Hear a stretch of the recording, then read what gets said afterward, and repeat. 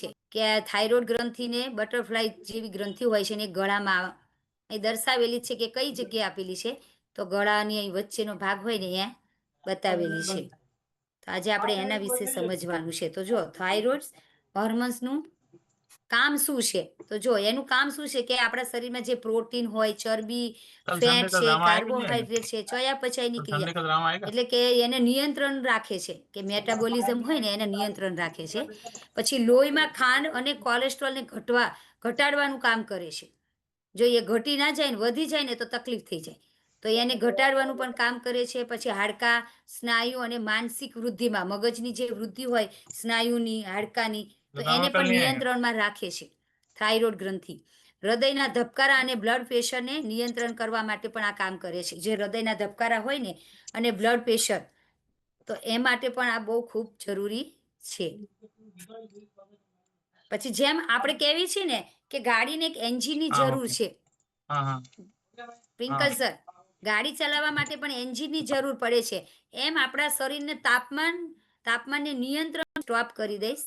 અને આપણા પરિવારમાં આવ્યા ને તો કેટલા લોકોને થાઇરોઇડ હતો, કોઈને લીલો હશે, કોઈને સૂકો હશે. તો હેન્ડ રેસ કરો, મારે એમની સાથે વાત કરવી છે. ઓકે, બેચર સર અનમ્યુટ કરજો. નિજલ good madam, evening madam. Good evening.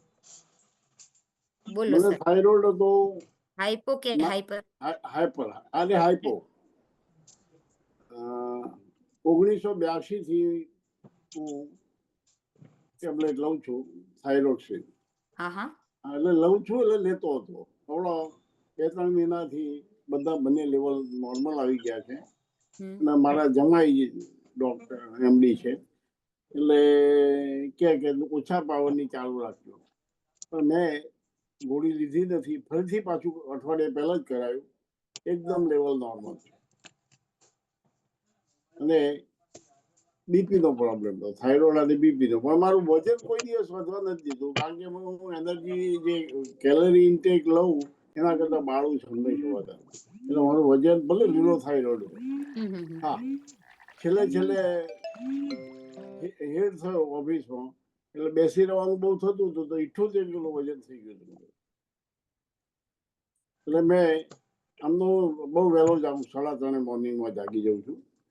અને એટલે 5-6 કિલોમીટર ચાલવાનું કર્યું અને થોડી લાઇટ એક્સરસાઇઝ કપાલભાતી ચાલુ કરી એટલે પાછું 68 કિલો આવી ગયું.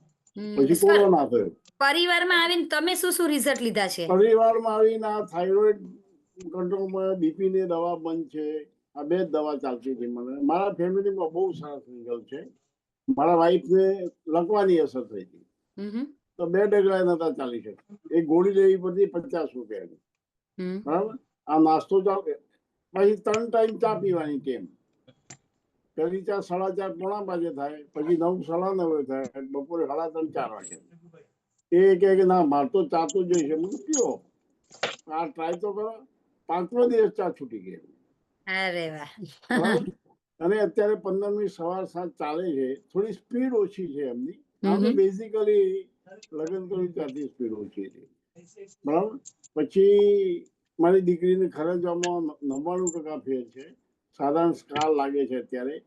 પછી 4થા જનરેશનમાં 7મા ધોરણમાં ભણે છે અત્યારે મારા ભત્રીજા ને બાબાની બેબી. એના વાળ લચકે જતા હતા.